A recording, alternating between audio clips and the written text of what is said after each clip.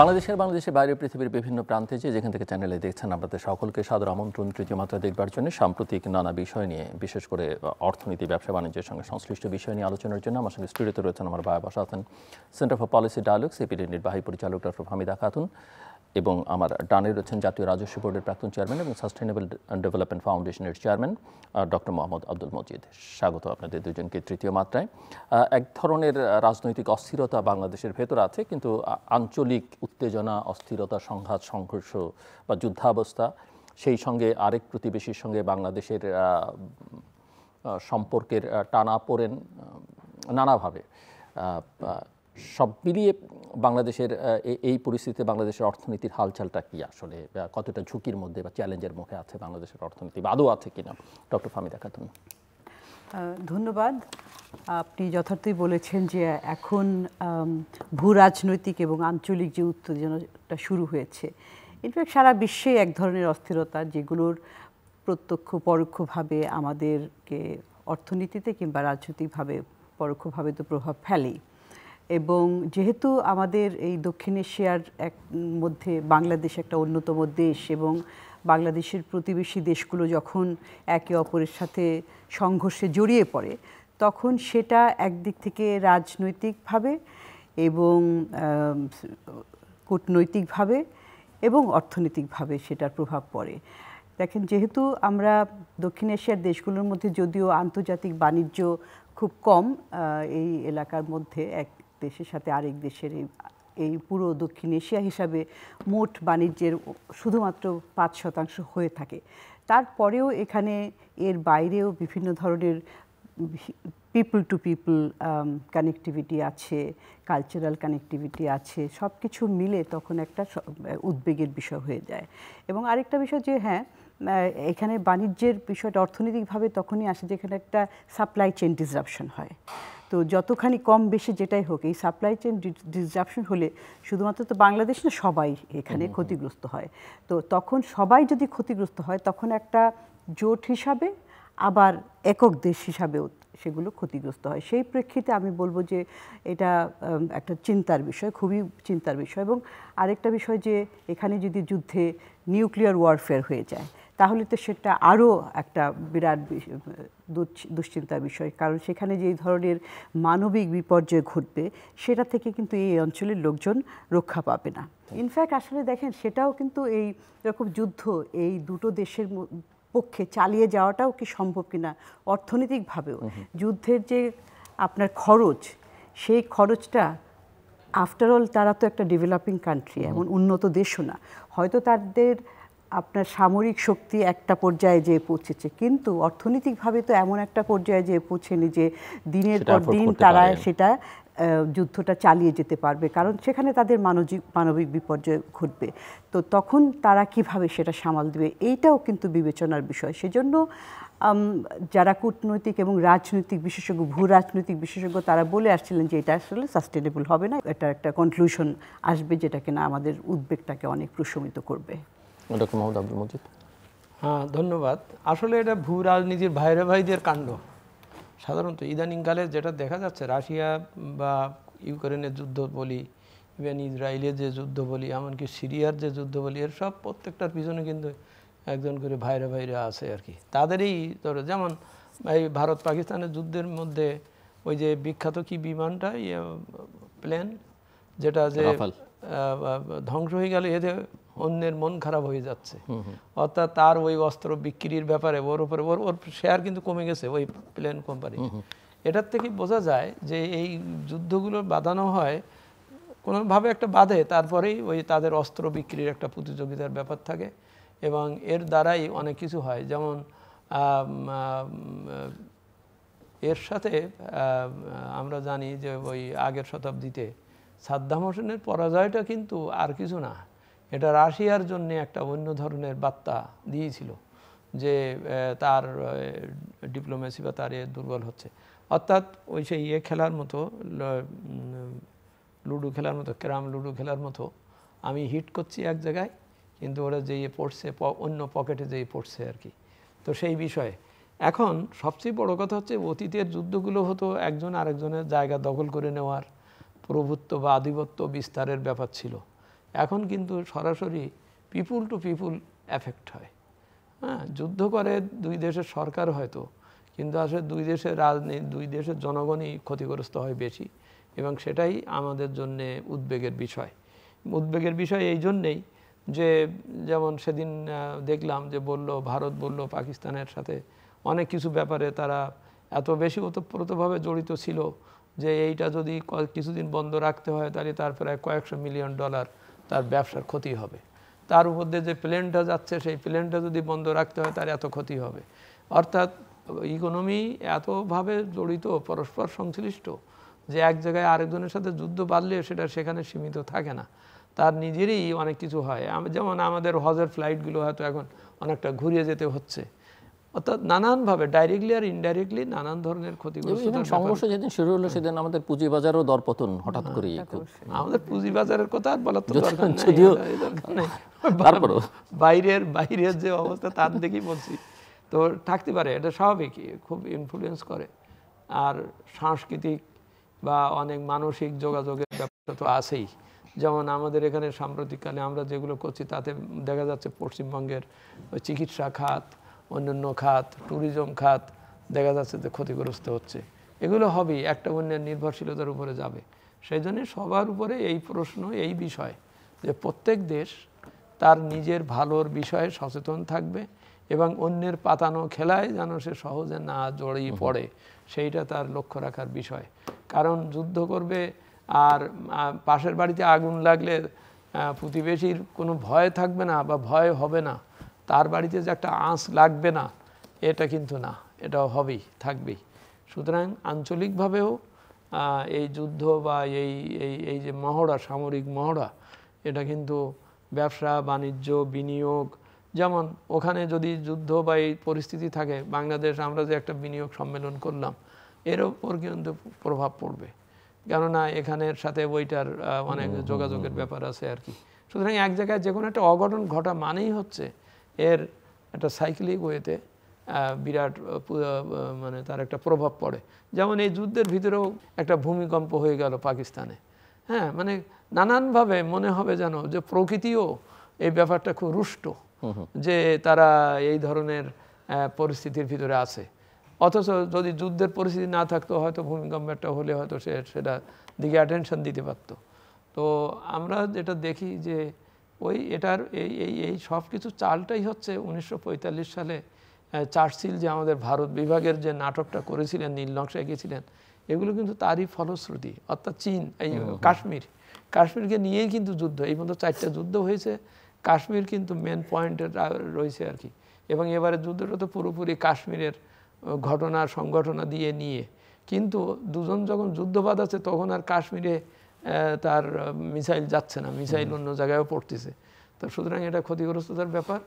এই জন্যেই আমরা অত্যন্ত নিকট প্রতিবেশী হিসেবে, সার্কের একজন সদস্য হিসেবে, এবং এই আঞ্চলিক যে কথা, ইভেন আমাদের বিমস্টেক বা যেগুলো আঞ্চলিক যেসব সংগঠনগুলো আছে, সংস্থাগুলো আছে, তারা প্রত্যেকেই নানানভাবে এর ক্ষতিগ্রস্তর মধ্যে পড়বে, দুশ্চিন্তা দুর্ভাবনার ভিতরে পড়তে হচ্ছে। সুতরাং আবার বলছি, ওই জন্যই প্রত্যেকে খুব ধৈর্যের সাথে, খুব সহনশীলতার সাথে এই পরিস্থিতি থাকতে হবে। কেউ হয়তো উস্কি দিতে পারে, দিলে দেয়া গেল যে আরেকজন জড়িয়ে পড়লো, এটা যাতে না হয় এই দিকে লক্ষ্য রাখতে হবে।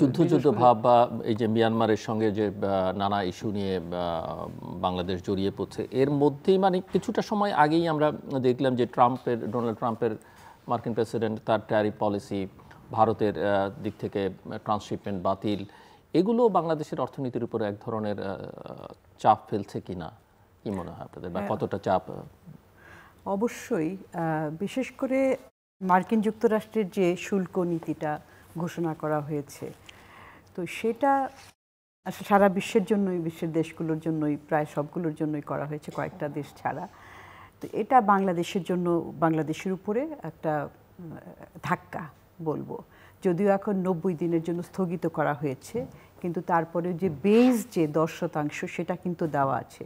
মার্কিন যুক্তরাষ্ট্রের বাজারে আপনি জানেন যে আমরা সব পণ্যের ব্যাপারে শুল্ক মুক্ত প্রবেশ অধিকার পাই না, যদিও আমরা স্বল্পোন্নত দেশ এবং আমাদের অন্যতম প্রধান যে রপ্তানি পণ্য তৈরি পোশাক শিল্প সেটি কিন্তু শুল্কমুক্ত বাজার সুবিধা পায় না 2012 সালের পর থেকে, রানা প্লাজার ঘটনার পর থেকে।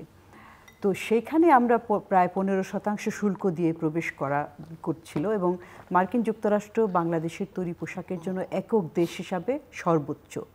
ইউরোপীয় ইউনিয়নে বাংলাদেশের তৈরি পোশাক শিল্পের পরিমাণটা বেশি, কিন্তু একক তারা তো অনেকগুলো দেশকে নিয়ে। তো সেই দিক থেকে এখন এই 15%-এর উপরে, প্রথমে তো তারা দিয়েছিল 37%, বেইজের উপরে 10 + 37, তারপরে আবার আগেরটা। এখন ওটা বাদ দিলেও 10 রয়ে গেছে। আবার সেটা কিন্তু এমনভাবে ফর্মুলাটা তৈরি করা হয়েছে যে ওইটা কোনো লজিক দিয়ে করা হয়নি। আমাদের দেশের জন্য দেখানো হয়েছে যে আমরা তাদের পণ্যের উপরে 74% দিয়ে থাকি, সেটাকে 2 ভাগ করে 37% দিয়েছে। এবং সেটা করতে যেয়ে দেখেন অনেক দেশ, আমাদের যারা প্রতিযোগী দেশ, বিশেষ করে ভারতে সেখানে 26%, পাকিস্তানে 29%, যদিও অন্যান্য যেমন ভিয়েতনাম, কম্বোডিয়া অনেক বেশি, 44%, 49% তাদেরকে দেওয়া হয়েছে। তো এরকম একটা ভিন্ন ভিন্ন একটা শুল্ক আরোপ করা হয়েছে। এখন সবার ক্ষেত্রে যদি একই পরিমাণে করা হতো তাহলে এক ধরনের, কারণ সবাই একইভাবে, কিন্তু যেহেতু একটা ডিফারেন্স করা হয়েছে, তখন আমাদের এই প্রতিযোগিতার সক্ষমতাটা একটা হুমকির মুখে পড়বে। এই কারণে যে আমাদের বাজারগুলো অন্যরা যাদের শুল্ক আপনার কম, তারা, কারণ কি শুল্কটা ট্যারিফ মানে কি, মানে হচ্ছে যে আমদানি কর বেসিক্যালি। তো আমদানি কর যখন বাড়ে তখন তো আমার পণ্য অন্য দেশের রপ্তানি করতে যে বাড়লো, কিন্তু সেই দেশের আমদানি কর বোঝাটা কিন্তু ওই দেশের জনগণের উপর যে পড়ে, তখন জনগণ তাদের কেনাকাটা কমিয়ে, তাদের ভোগ যদি কমিয়ে দেয়, সামগ্রিকভাবে কিন্তু আপনার ইয়েটা কমে যাবে, চাহিদাটা কমে যাবে। আর অন্যদিকে যারা রপ্তানি করছে আমাদের মতো দেশগুলো, তাদের কিন্তু প্রতিযোগিতার সক্ষমতাটাও হারিয়ে ফেলবো আমরা অন্য দেশের তুলনায়। সেটা একটা বিরাট ধাক্কা।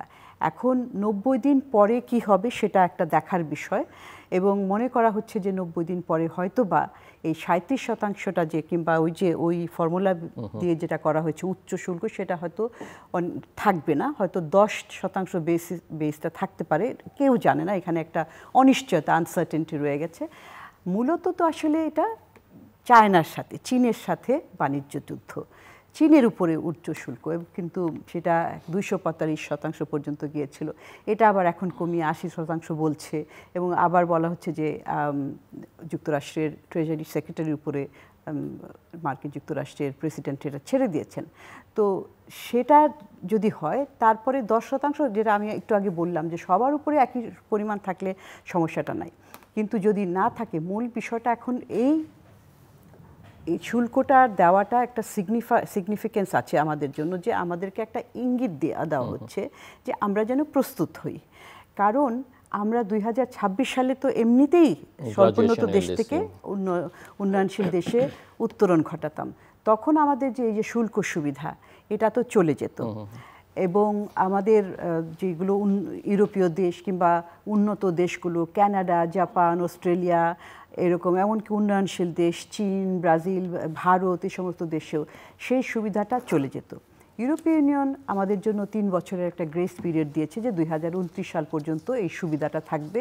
স্বল্পোন্নত দেশের যে সুযোগ সুবিধাগুলি, সেটা শুল্কমুক্ত বাজার সুবিধা কিংবা আপনার অর্থ পাওয়ার ক্ষেত্রে স্বল্প সুদে দীর্ঘমেয়াদের অর্থ প্রাপ্যতা ইত্যাদি সুযোগ সুবিধাগুলি 3 বছর পর্যন্ত বজায় থাকবে। চীন 2 বছর আরও, অর্থাৎ 2028 সাল পর্যন্ত।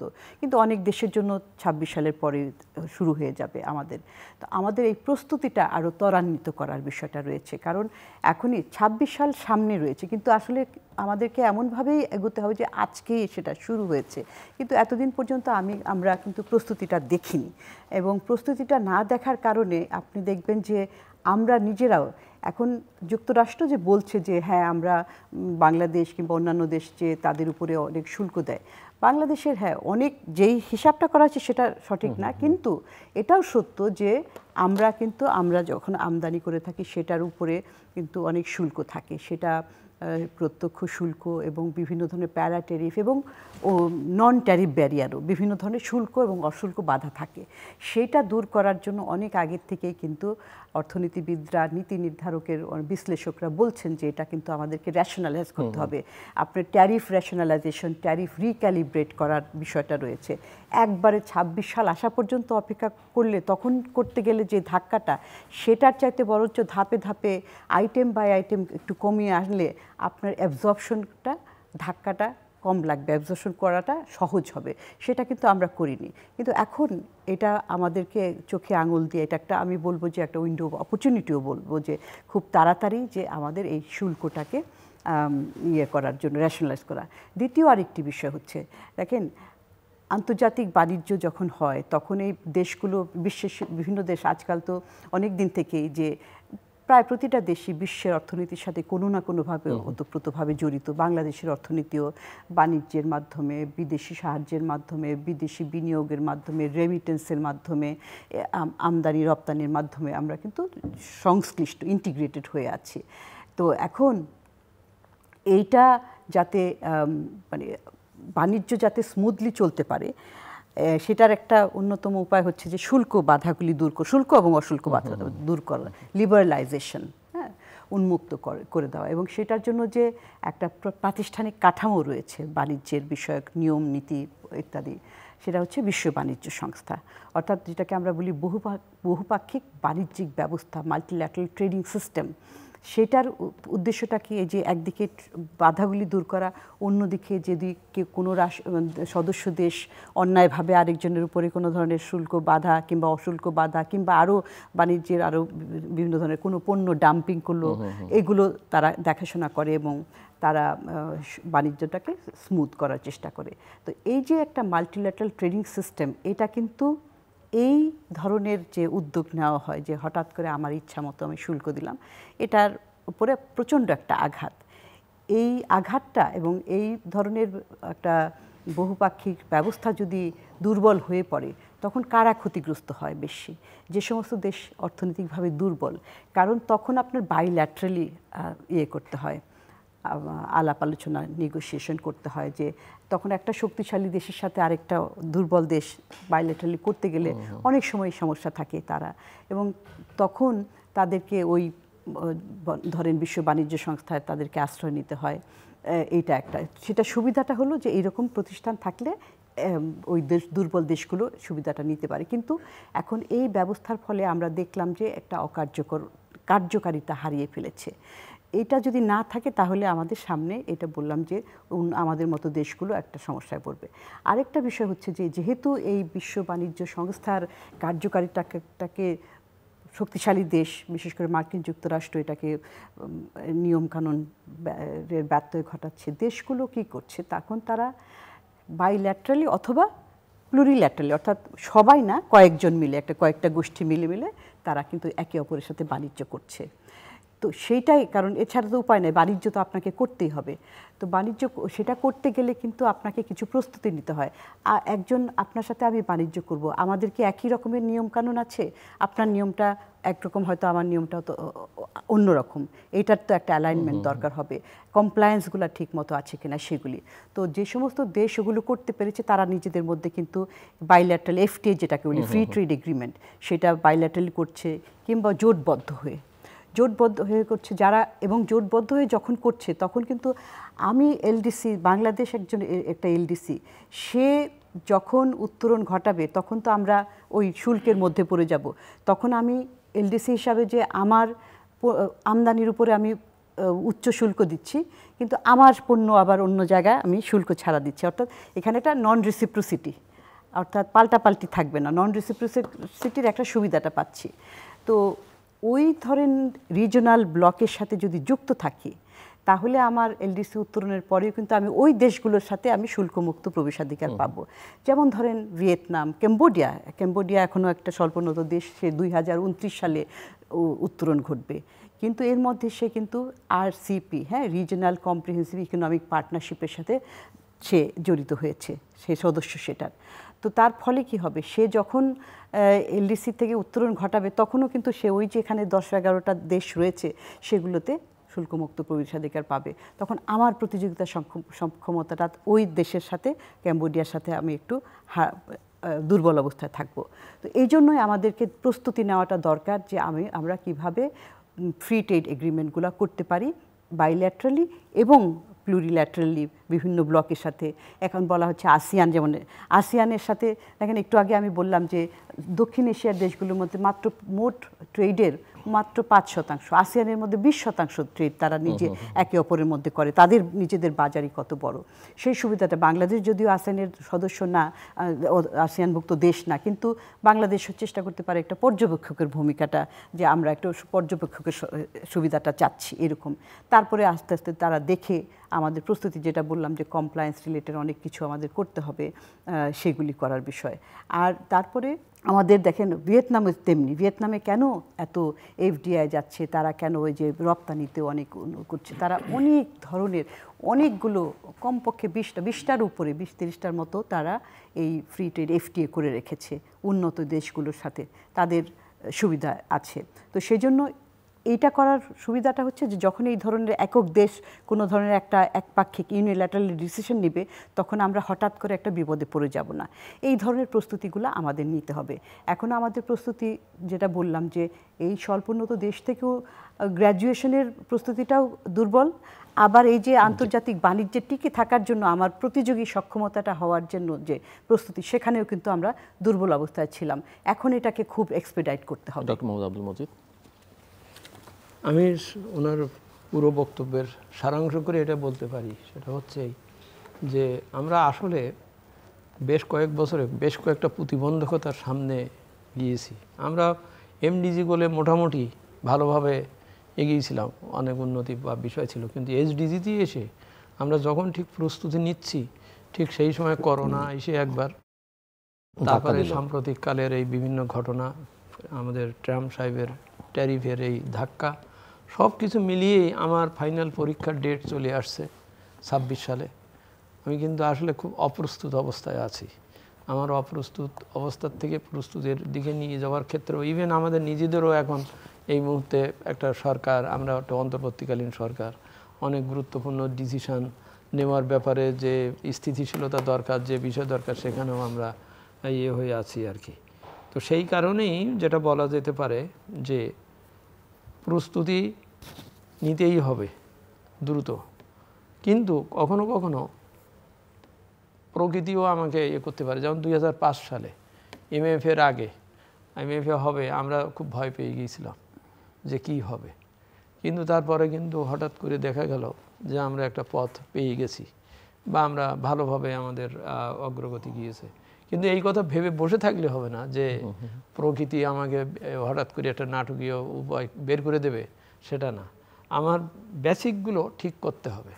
আমার এই যে যেমন 3 মাস যে সময় দেওয়া হলো, এই 3 মাস সময় কিছুই না এটার ব্যাপারে। আমি রাতারাতি আমার ইম্পোর্টের ট্যারিফ বা আমার শিডিউল আমি চেঞ্জ করতে পারবো না আর কি। এখানে আমাকে ওই আবার ওনার সাথে নেগোসিয়েশনে যেতে হবে, সেই নেগোসিয়েশনের দক্ষতা নিয়ে কথা দিয়ে স্পেশাল কথা বলতে হবে। এবং সেই বলার পিছনেও এই যে সাম্প্রতিককালের যে ঘটনাগুলো ঘটছে, চীন কিন্তু চুপ করে বসে আছে, খেয়াল করতে হবে।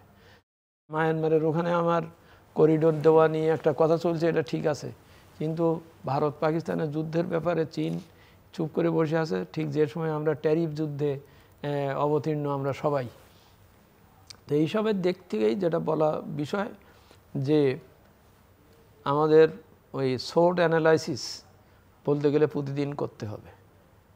আমার স্ট্রেংথ কোথায়, আমার উইকনেস কোথায়, আমার অপরচুনিটি কোথায়, আমার থ্রেট কী, এবং এটা নিয়ে একটা মানে খুব স্ট্র্যাটেজিক একটা প্ল্যান বানাতে হবে, এবং বানিয়ে তার উপরে স্থিতিশীল থাকতে হবে, কাজ করতে হবে, স্থিতিধী হতে হবে। কারণ তা না হলে কিন্তু এই দুর্যোগ, এই সামনের সমস্যা কাটিয়ে ওঠা যাবে না। এবং এই কারণেই ঠিক এই সময় আমরা 26 সালে যে গ্র্যাজুয়েট হব, গ্র্যাজুয়েট হওয়ার ব্যাপারেও কিন্তু আমাদের ভিতরে 2 ধরনের মানে দ্বিধাদ্বন্দ্ব কাজ করছে আর কি। আমাদের প্রাইভেট সেক্টর অনেকেই বলছেন যে এটা একটু পিছিয়ে দেওয়া যায় কিনা ইত্যাদি, কিন্তু আবার অন দ্য আদার হ্যান্ড নানান কারণ থেকে বলা হচ্ছে যে না, এটা আমরা পিছাবো না, আমরা এটা যাবই। এখানে বিষয়টা হচ্ছে যে এই যে দেশগুলো গ্রাজুয়েশনের যে বিষয়টা, এটা কিন্তু এটাও আমি মনে করি ভূ রাজনীতির এক ধরনের প্রবণতা, একটা চাল, যে ওকে বারবার ভিক্ষা দিতে হয়, ওরে আমি ভিক্ষা দেবো না, ওরে আমি একটা ক্লাবে উঠাই দেই, দিলে ও ও আমার ওই পয়সা আমি আরেক জায়গায় দিতে পারবো। ওই যে ক্লাবে উঠাই দিয়ে যাওয়ার, এখন যে ক্লাবে উঠছে সে নিজে প্রস্তুত হয়েছে কিনা সে ব্যাপারে তার সতর্কতা সচেতনতা সেটা নাই। এটা কিন্তু সাহারার বেশ কয়েকটা দেশ এবং দক্ষিণ আমেরিকার কয়েকটা দেশ কিন্তু ঠকেছে।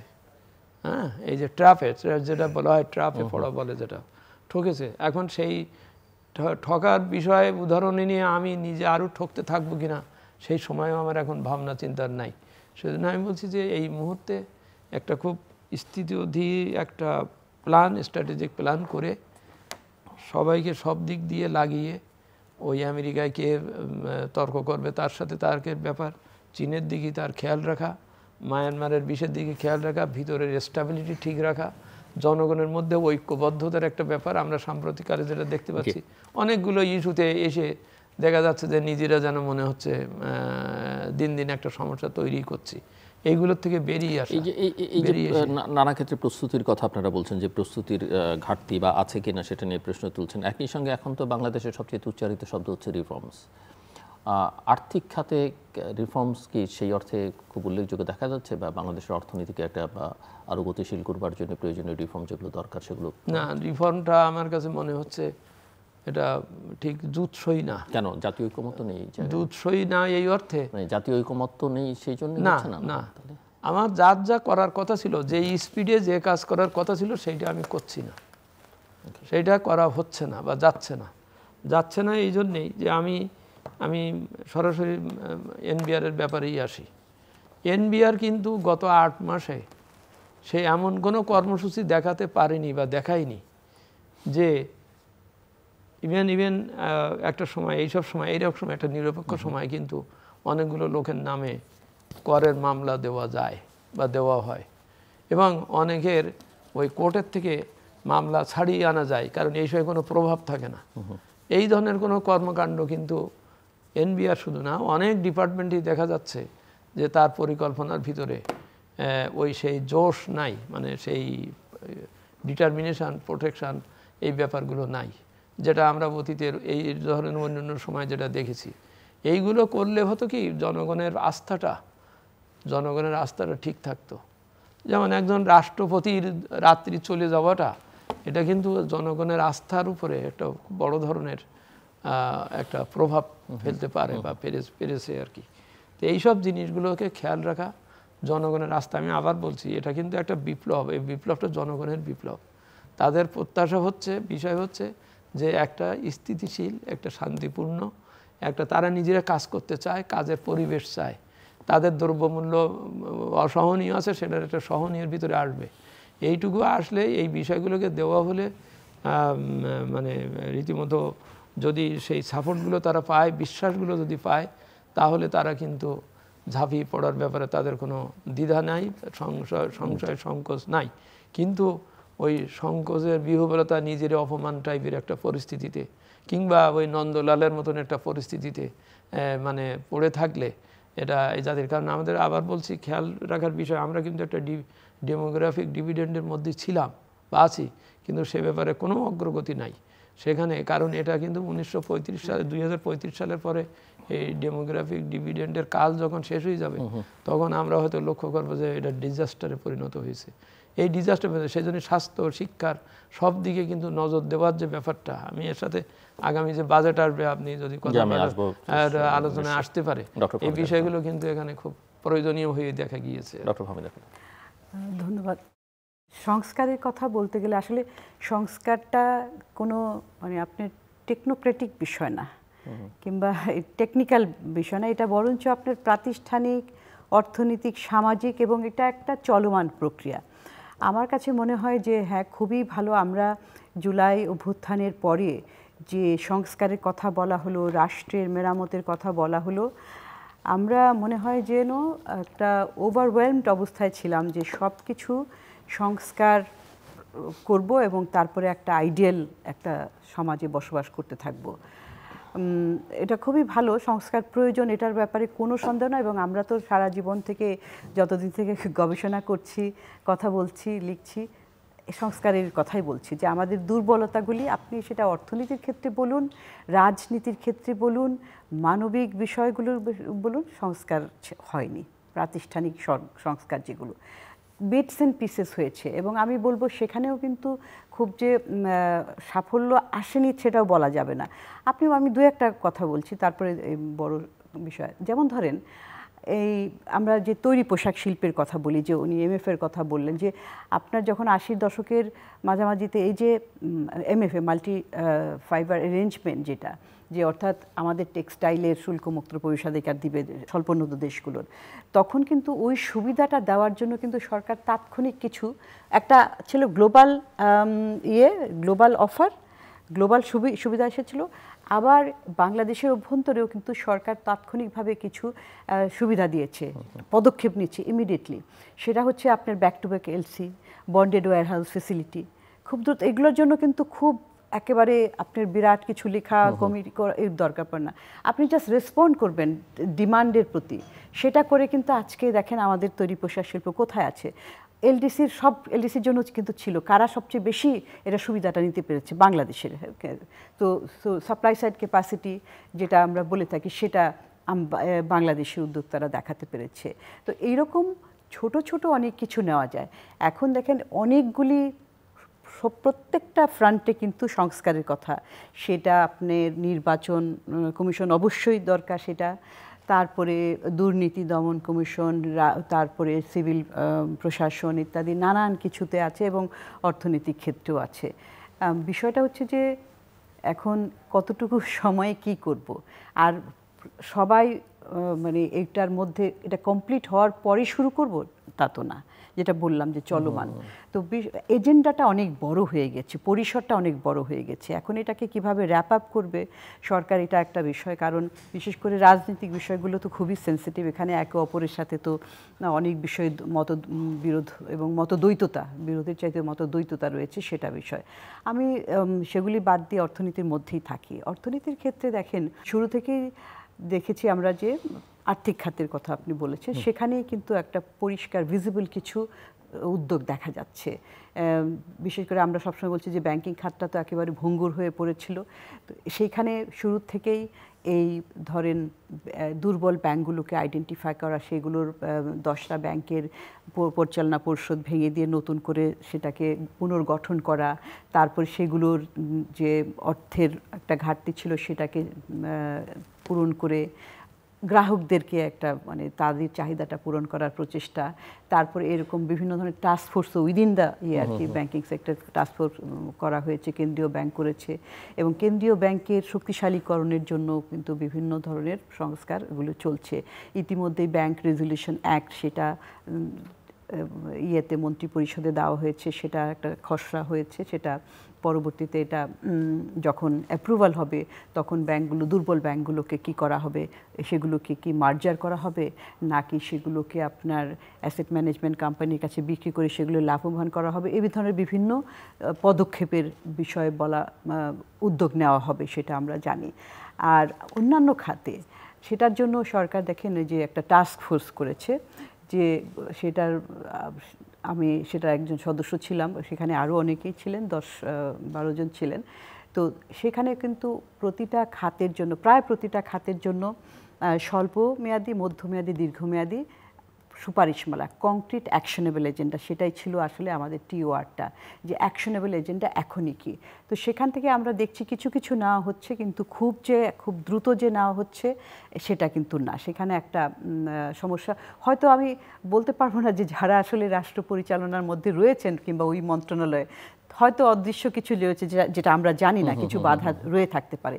বাধা অবশ্যই আছে, আমি মনে করি যে একটা আমলাতান্ত্রিক একটা জটিলতা যে রয়েছে, এটা আমি অনেকের মুখেই শুনি, তারা উপদেষ্টা হয়েও কিন্তু সেগুলোর মুখোমুখি হচ্ছে, সেগুলোকে সামাল দেওয়া, সেগুলোকে ওভারকাম করে পদক্ষেপ নেওয়া, সেখানে একটা বাধা রয়েছে। কিন্তু আরও বেশি আসলে সুযোগ, এটাকে এক্সপিডাইট করা কিংবা আরও বেশি পদক্ষেপ নেওয়ার সুযোগ ছিল। এবং তার মধ্যে ইতিমধ্যে আমি আরেকটা কথা বলতে চাই, যে আমরা তথ্য নিয়েও অনেক সময় বলেছি যে তথ্য, বিশেষ করে বিশ্লেষণের ক্ষেত্রে ভুল তথ্য আপনাকে ভুল নীতির দিকে ঠেলবে। কারণ নীতি যখন নির্ধারিত হয়, আপনি যদি সঠিক তথ্যের ভিত্তিতে করেন তাহলে সেই নীতিটা অনেকখানি সঠিক। কোনো নীতি পারফেক্ট না, এটা 100% পারফেক্ট হতে পারে না, কিন্তু আপনার সঠিক হওয়ার মাত্রাটা, পার্সেন্টেজটা বাড়বে। কিন্তু এতদিন পর্যন্ত তো আমরা ভুল তথ্যের উপর নির্ভর করেই নীতিগুলো করছিলাম। তো তথ্যের গ্রহণযোগ্যতা, বিশ্বাসযোগ্যতা এগুলো ছিল না, এবং আমরা বারবার সেটা জোর দিয়ে বলেছিলাম যে এটার বিশ্বাসযোগ্যতা বাড়াতে হবে। এখন পরিকল্পনা উপদেষ্টা আবার আরেকটা টাস্কফোর্স করেছেন যে বাংলাদেশের যে ব্যুরো অফ স্ট্যাটিস্টিক্স, পরিসংখ্যান ব্যুরো, সেটাকে শক্তিশালী করা, যাতে কিভাবে সঠিক তথ্য একটা এবং সঠিক সময়ে, এবং তারপরে অ্যাক্সেসিবিলিটি, মানুষ যাতে সেটা ব্যবহার করতে পারে। এখন আমরা তো বিগত আমলে দেখেছি যে অনেক তথ্য আমরা বিভিন্ন প্রতিষ্ঠানের কাছে তথ্য চাই, কিন্তু তারা তথ্য সেটা দিতে চায় না। সেটার একটা তথ্যের অ্যাক্সেসিবিলিটি, সেটাও তো এইগুলো কিন্তু খুব দ্রুতই করা যায়, এবং এগুলোর জন্য এত সেন্সিটিভ বটে, কিন্তু এখন তো আর থাকার কথা না। এখন তো আমরা অন্তর্বর্তীকালীন সরকার, এখানে কোনো তেমন নির্দ্বিধায় এবং নির্বিঘ্নে অনেক কিছু করা সম্ভব। সেটা আমরা আরেকটু যদি এটার মধ্যে গতিময়তা দেখতে পেতাম, তাহলে আমরা আরও সুফলটা পেতে পারতাম। কারণ কি দেখেন, এখনও অনেক অর্থনৈতিক চাপ রয়েছে। সামষ্টিক অর্থনীতির ভঙ্গুরতা যেটা ছিল, কিছু কিছু ক্ষেত্রে এটা, যেমন আমরা কিছুটা সামাল দেওয়া গেছে, কিন্তু উপরে উঠতে পারিনি। একটা হয়তো যেমন ধরেন বৈদেশিক মুদ্রা রিজার্ভ, এটার পতনটা রোধ করা গেছে, কিন্তু তো আগের অবস্থায় কিংবা ঊর্ধ্বমুখী একটা যাত্রা দেখা যাচ্ছে না। তারপরে উচ্চ মূল্যস্ফীতি সামান্য কমেছে, কিন্তু তারপরে অনেক বেশি, গত 3 বছর থেকে যেই উচ্চ, কিন্তু মজুরি তো সেভাবে বাড়েনি। তো এই সমস্ত ক্ষেত্রে আপনার আরও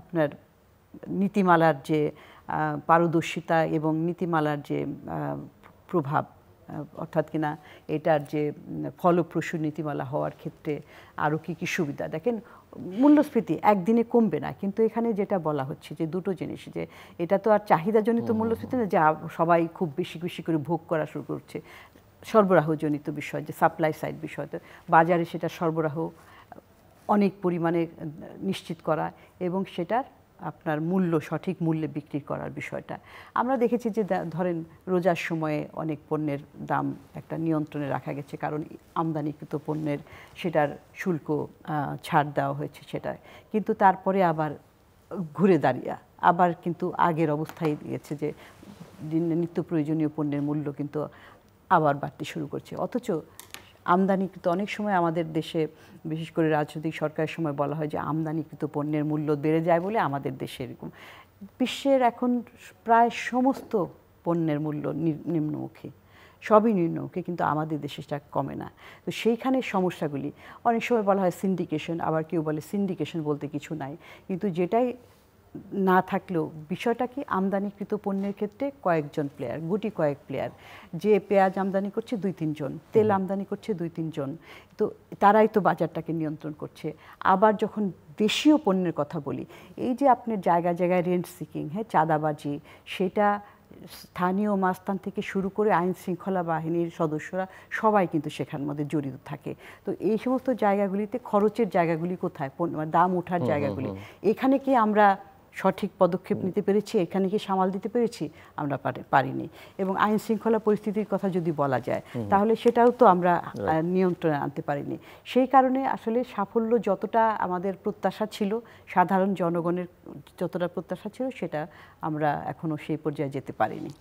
ডক্টর মোহাম্মদ আব্দুল মজিদ, বাজেটের কথা আপনি বলছিলেন, সামনে বাজেট এবং পার্লামেন্ট নিয়ে অন্তর্বর্তীকালীন সরকার, তো লক্ষণ কি বলছে, কেমন বাজেট হবে, এবং এই ক্ষেত্রে আপনাদের কোনো পরামর্শ থাকলে সুনির্দিষ্ট যারা বাজেট প্রণয়নের সঙ্গে যুক্ত? অবশ্যই আছে, কারণ মনে করতে হবে যে আমরা খুব একটা ভঙ্গুর এবং একটা কি বলে হালকা হয়ে যাওয়া একটা অর্থনীতির উত্তরাধিকারী এই সরকার, এবং আগস্টের পরের থেকে পুরো একটা অর্থ বছরই ওই আগের লোকের বানানো বাজেট আমরা বাস্তবায়নের ব্যর্থ চেষ্টার ভিতরে আছি আর কি, থাকছি। হয়তো কিছু ওই বড় ধরনের অপচয় হয়তো বন্ধ করা গেছে, কিন্তু আমাকে চলতে হয়েছে সেই একই অবস্থার থেকে। এখান থেকে এই যে আমাদের আলোচনার থেকেও যেটা বেরিয়ে আসলো, সেটা হচ্ছে যে আমাদের একটা খুব কড়া একটা প্রস্তুতি নিতে হবে, আমাদের ডেমোগ্রাফিক ডিভিডেন্ড, আমাদের জনসম্পদের দিকে খেয়াল রাখতে হবে, আমাদের স্বাস্থ্যের দিকে খেয়াল রাখতে হবে, শিক্ষার দিকে খেয়াল রাখতে হবে, এবং সেটার করার এখনই সময়। সেই জন্য আমি একদম প্রথম এজেন্ডা হিসেবে বলছি, এই বাজেটের ভিতরে প্রথম লক্ষ্যই থাকবে এই বিধ্বস্ত বেসরকারি খাতকে দাঁড়ানোর উপায় বের করা, সাহায্য করা। MFA-তে আমরা যেমন উনি যথার্থই বলেছেন, আমরা ব্যাক টু ব্যাক এলসি একটা নতুন একটা ধারণা হঠাৎ করে আনা গেল, তারপরে ওই যে বন্ডেড দিয়ে পরিস্থিতি সামাল দেওয়া হলো। এখানেও আমি মনে করি বেসরকারি খাতকে এখন খুব দেধারছে, বিশেষ করে SME খাত বা সকলকে পুঁজি দিয়ে বা যেভাবে হোক তাকে দাঁড়াতে সাহায্য করা, করলে হচ্ছে কি তাহলে কর্মসৃজন হবে।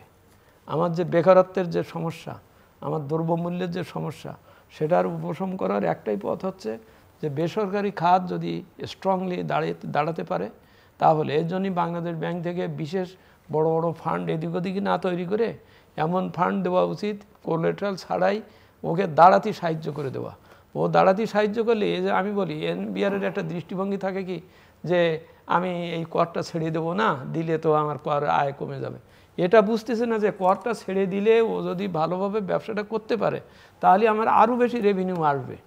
আমি শুধু করের ওখানে দাঁড়িয়েই থাকলাম যে না ওর কাছ থেকে আমার এটা নিতে হবে, তো ও নিতে গেলে পর ও যে দাঁড়াতেই পারছে না, ওর কিছুই হচ্ছে, ওর আমসেলা দুটোই চলে যাচ্ছে, তাতে তো হবে না। সুতরাং এখানে খুব উদারীকরণ হতে হবে। আমি বলছি যে শুল্ক বা এসব ব্যাপারে উদারীকরণ হতে হবে শ্রেণীভিত্তিকভাবে। এখানে প্রথমেই আমার রেভিনিউ আর্ন করতে হবে।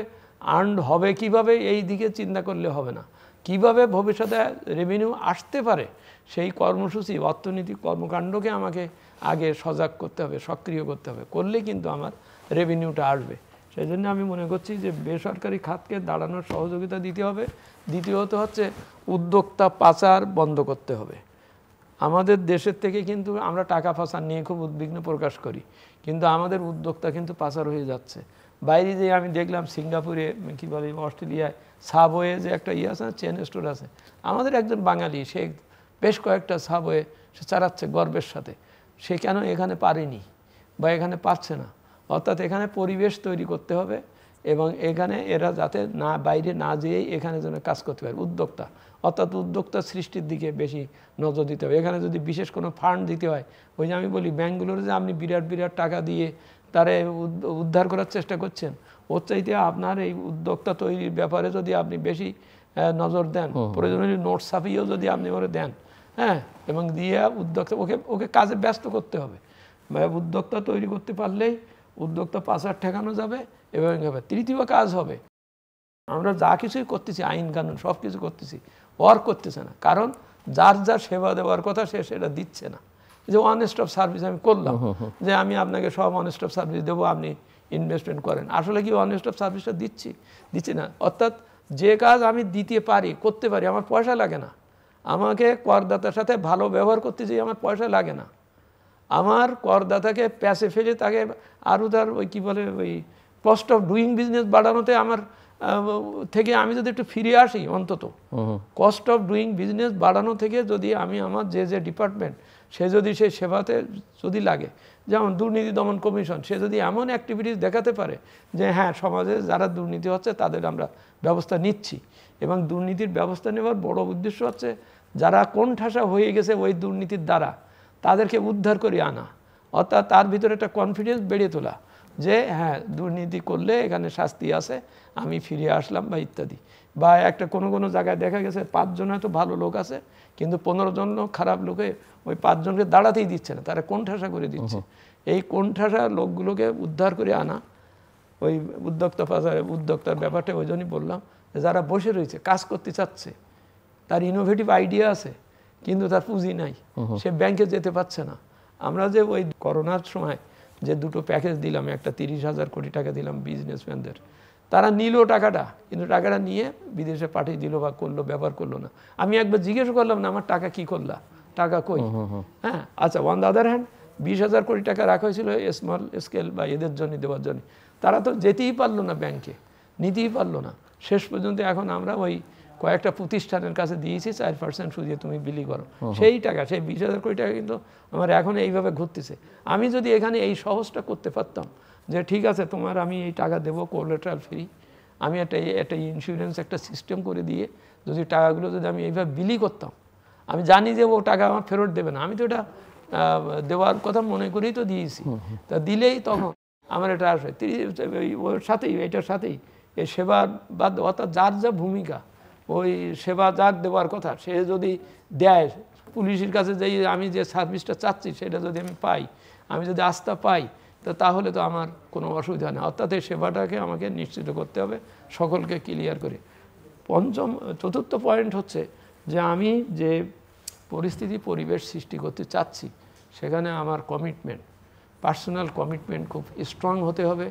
আমাকে বারবার ব্যাকআপে রাখতে হবে যে এই যে ছেলেরা মারা গেল, এই যে এত রক্তক্ষয়, এই যে প্রত্যাশা, সেই প্রত্যাশাটা আমি ধরে রাখার জন্য আমি কি করছি, I must be accountable to my self, আমি কি করছি। এইটা যদি আমরা সবাই যদি এটা করতে পারি, মনের ভিতরে যদি এটা আসে, তাহলে আমি মনে করি এই পরিস্থিতির থেকে উদ্ধার পাওয়া খুব কঠিন হবে না এবং সেটা হবে। আমরা কিন্তু আসলে নিজের মধ্যে নিজে জড়িয়ে পড়ছি এবং হতাশায় যাচ্ছি, হতাশায় যেতে চাই। ডক্টর ফাহমিদা খাতুন, বাজেট বিষয়ে, হ্যাঁ, এই বছরের বাজেট আমরা যতদূর জানতে পারছি যে বাজেটের আকার বড় করা হবে না, এবং আমি মনে করি সেটাই একটা যুক্তিযুক্ত পদক্ষেপ। কারণ কি, বাংলাদেশে এখন বাজেট করতে গেলে আমার তো আয় দরকার হবে, যেখানে যেখানে আমি ব্যয় করব। ব্যয়ের তো অনেক খাত রয়েছে এবং 18 কোটি লোকের দেশে কিংবা 20 কোটি লোকের দেশে বাজেট, বড় আকারের বাজেট হবে, এটাই স্বাভাবিক। কিন্তু এখন আমি একটু আগে বললাম যে মূল্যস্ফীতি অনেক বেশি এবং আমাদের যে কর জিডিপি হার, ওটা তো উনি আরও বেশি ভালো বলতে পারবেন, যে কর জিডিপির হার যেটা, সেটা তো 8% কম। তা আমার তো অর্থই নাই। তো এই সমস্ত কিছু বিবেচনা করে বাজেটটাকে কম হিসাবে রাখা হচ্ছে। এবং আমি মনে করি যে এইবারের বাজেটে, হ্যাঁ, বলতে পারেন যে একদিকে আপনার ব্যক্তি খাতের বিনিয়োগ নাই, বিদেশি বিনিয়োগ নাই, এখন যদি সরকারি বিনিয়োগও কমে যায়, সরকারি ব্যয়ও যদি কমে যায়, তাহলে অর্থনীতিটা চলবে কিভাবে? কর্মসংস্থান কোথায় হবে? ভাইব্রেশন, মানুষের হাতে কিভাবে টাকা থাকবে? মানুষ কিভাবে তার অন্য সংস্থান করবে? এই সমস্ত একটা বিষয় হচ্ছে যে এই উচ্চ মূল্যের পরিস্থিতিতে এবং আমার যে সীমিত সম্পদের মধ্যে একটা অ্যাম্বিশন লেভেলটা নিচে করতে হবে, যে লো লেভেল ইকুইলিব্রিয়াম যেটাকে বলি, যে হ্যাঁ, আমার কম ব্যয় হবে এবং কম কর্মসংস্থান হবে। এবং এখানে যে প্রকল্পগুলো এতদিন পর্যন্ত কোন কোন খাতে আপনার খরচগুলো হতো, ভৌত কাঠামো খাতটাই হচ্ছে সবচেয়ে খরচের একটা অন্যতম প্রধান খাত ছিল। কিন্তু ওই সমস্ত অবকাঠামোগুলো কিভাবে নেওয়া হচ্ছিল, সিলেকশন কিভাবে করা হয়েছিল, এগুলোর বেশিরভাগই রাজনৈতিকভাবে নির্ধারিত, অর্থাৎ পলিটিক্যালি মোটিভেটেড যে প্রকল্পগুলো, সেগুলোর বাজেট আকার অনেক বেশি, যতটুকু প্রয়োজন তার চাইতে অনেক 2 গুণ 3 গুণ করে সেগুলোর বরাদ্দ থাকতো এবং সেখানে অপচয় হতো। এবং সেটা ইচ্ছা করেই এত বড় বড় বাজেট করা হতো যাতে সেখান থেকে আপনার দুর্নীতির মাধ্যমে সবাই অর্থ আত্মসাৎ করতে পারে। রাজনৈতিক একটা, যেটা বললাম যে পলিটিক্যাল একটা মোটিভেশন ছিল।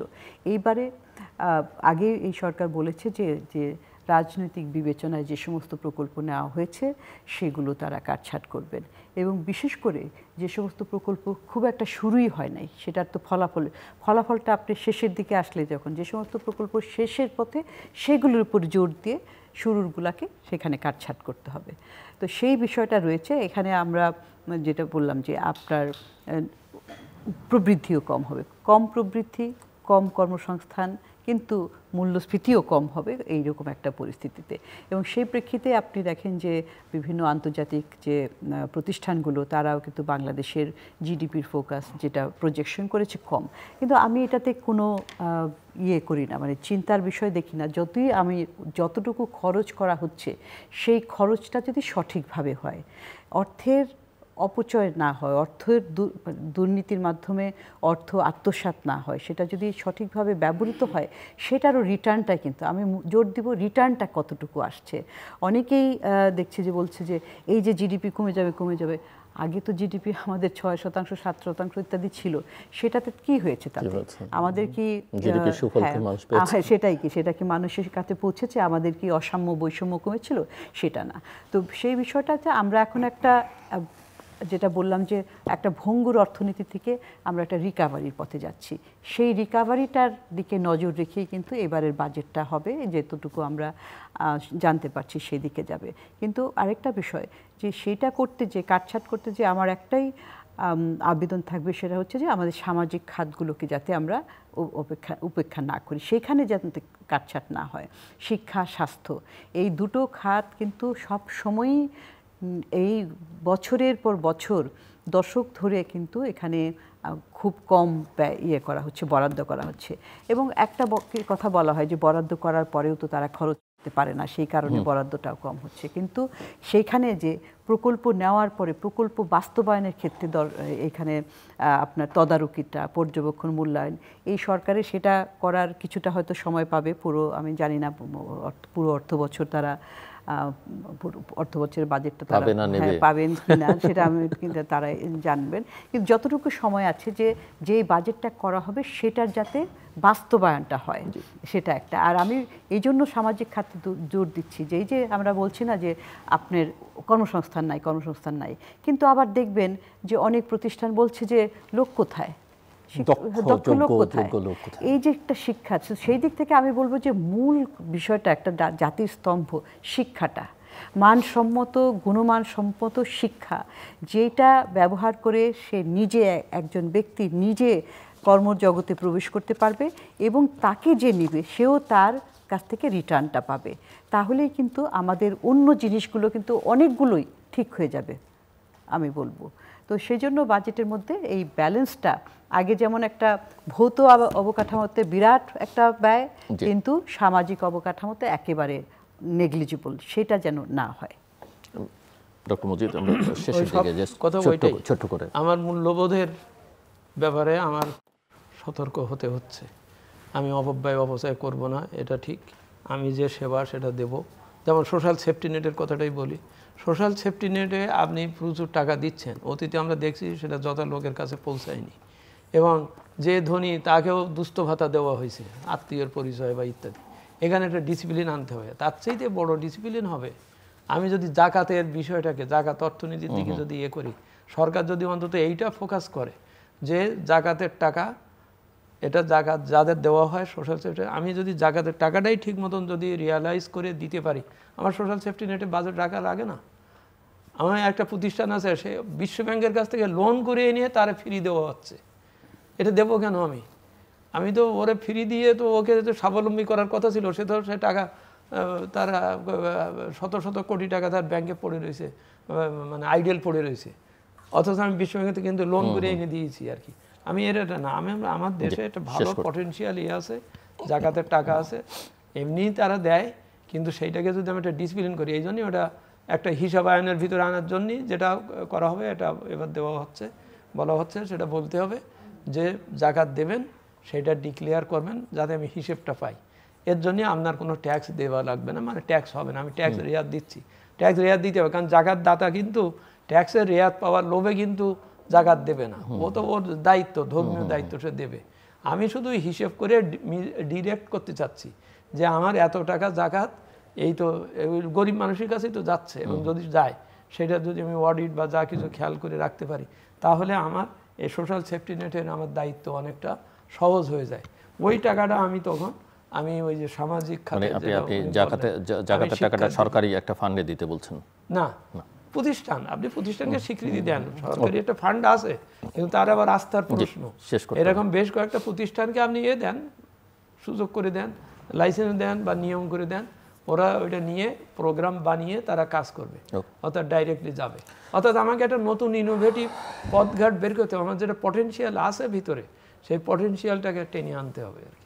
দর্শক, অনুষ্ঠানের শেষ প্রান্তে আমরা সামাজিক যোগাযোগ মাধ্যম ফেসবুক, এক্স এবং ইউটিউবে তৃতীয় মাত্রা লাইভ স্ট্রিম হতে আপনারা দেখতে পারেন। টেলিভিশনের পর্দায় দেখতে না পারলে যে কোনো সময় যে কোনো স্থান থেকে ইউটিউবে তৃতীয় মাত্রা চ্যানেলটি সাবস্ক্রাইব করি পর্ব বা পুরনো পর্বগুলো আপনারা দেখতে পারেন। ডক্টর মোহাম্মদ আব্দুল মজিদ এবং ডক্টর ফাহমিদা খাতুন, অসংখ্য ধন্যবাদ এই আলোচনা অংশ নেওয়ার জন্য। দর্শক, আশার কথা যেমন শুনেছি, তার চাইতে বেশি শুনেছি আমরা আশাহীনতার কথা, এবং ঝুঁকির মুখে নানা কারণে, বৈশ্বিক কারণ, ভূ রাজনীতি, ভূ অর্থনীতি এবং অভ্যন্তরীণ নানা অব্যবস্থাপনা, রাজনৈতিক অনিশ্চয়তার কারণেও ঝুঁকির মুখে বাংলাদেশের অর্থনীতি, এবং এই ঝুঁকি মোকাবেলার জন্য যে প্রস্তুতিটা থাকা দরকার সেটাও খুব একটা দেখা যাচ্ছে না। আবার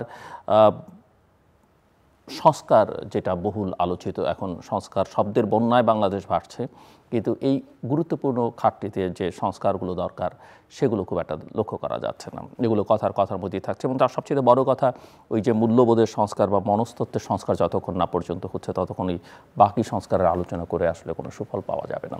আমাদের সঙ্গে থাকবার জন্য অসংখ্য ধন্যবাদ, আপনাদের সবার জন্য শুভকামনা।